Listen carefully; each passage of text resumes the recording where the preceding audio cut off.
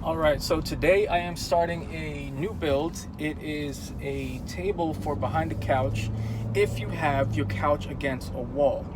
I saw this idea online and it is absolutely perfect for what I need right now. So I'm gonna walk you through it. I just came from Home Depot, just bought 3 pieces of wood, literally just 3 pieces of wood that I'll need for it. Obviously, you'll need maybe some screws or nails depending on what you want to use, some wood glue, and if you have a pocket hole jig, that'll help. If not, you can just screw it in from the outside if you're not worried about aesthetics.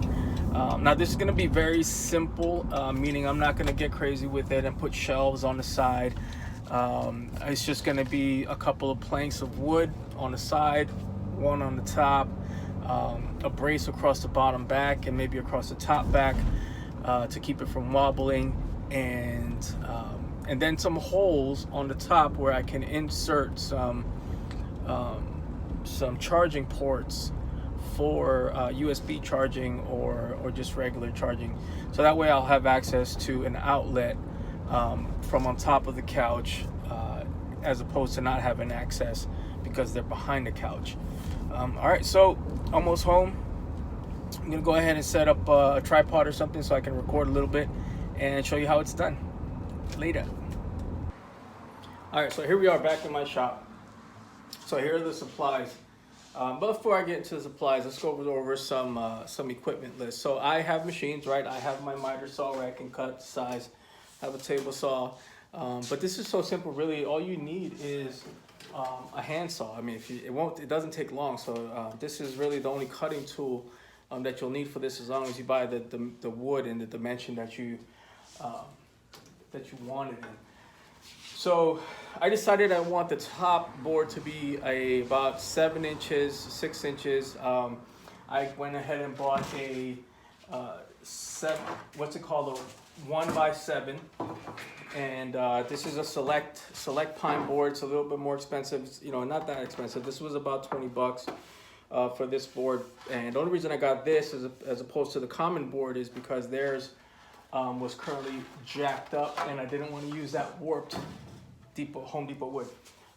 So that's for the top. For the sides, I'm using a 1x6. Now this is common board. They had much neater and cleaner boards, so I have a common board for that, 1x6. And then for the cross bracings along the back, a 1x4. So a 1x8, a 1x6, and a 1x4 planks of wood. And I'm gonna go ahead and obviously measure it all. But tools. Oh, let's go back to the equipment list. This is the outlets that I got for putting on top. So it has 2 USB outlets and a regular outlet, so that again I can plug things on from the top. We're all connected to our phones, so good to have close by on the couch.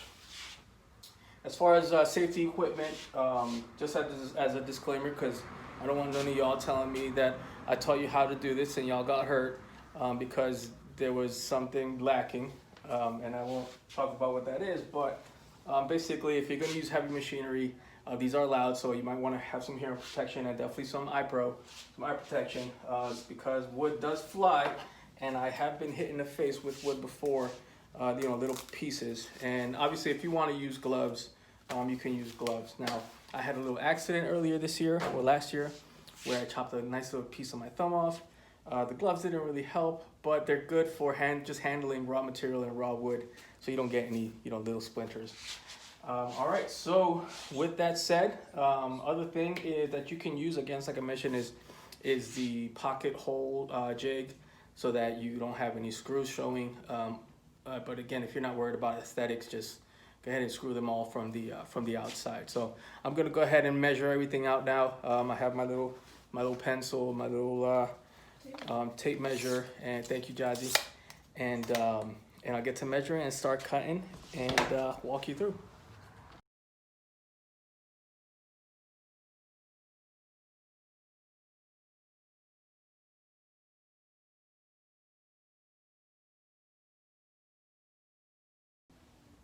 All right, so that's it. I cut my 3 pieces, right? I have my back brace here. I'm gonna stand it up there against the garage door. This is the top. Be the same length as the back brace. Boom. And then my two side legs that go on the ends of the couch. So I'm just gonna sand these down, pocket hole them, then put them together. Actually, before I do all that, let me go ahead and make the cuts into this wood.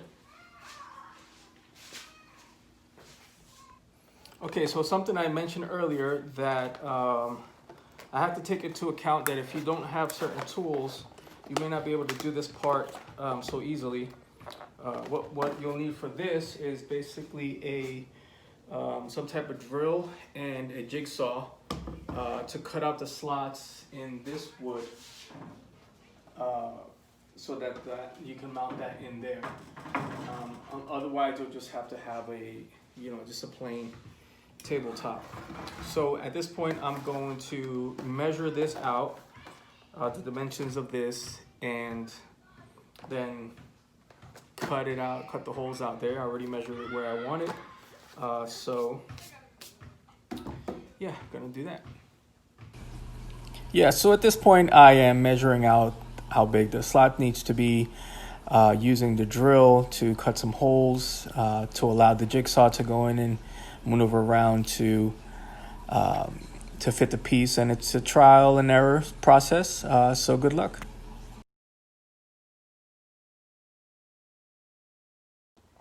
All right, so was getting ready to pocket hole them, but I don't want to run the risk of the screw, since the pocket hole comes up on an angle like this, and it screws onto the top.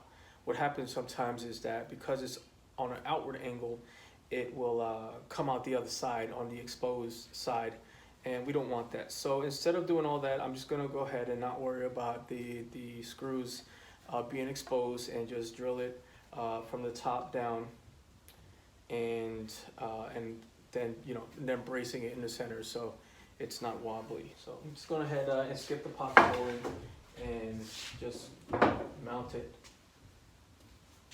on. All right, so I have the legs mounted. I just drew them from the outside, from the top down. Like I said, if I were to try and pocket hole this in, it might pop out, usually around the back or the top, and I don't want to do that. So this is the underside, not to worry about how it looks underneath, since that's not going to show. This lip right here will actually sit on top of the couch, so the couch will be underneath supporting it. Not that it matters, but it'll look really nice. You'll see. So yeah, I mounted it. Now I need to put the cross brace across the middle so that it's not wobbly. And that's gonna be a little tricky because I'm gonna have to do it on the floor where I don't really have much room to work. And there's Caleb kicking around dirt, getting his brand new shoes dirty. All right, so I took it off of the table and basically just put some scrap wood that I had on the laying around on the floor as basically something that lifted slightly up the floor, so I can drill into it without being pressing against the floor. So all I have to do is screw in that cross brace there, and that's it. All that's left is sanding and painting, and it's all done. Okay, so here she is.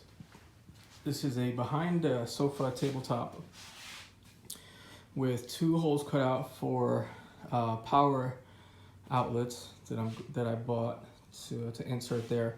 Now, one thing that I realized I did need was a brace underneath in the middle, because while this board probably won't break with the boys walking on them, you don't want to risk it. So just brace it underneath.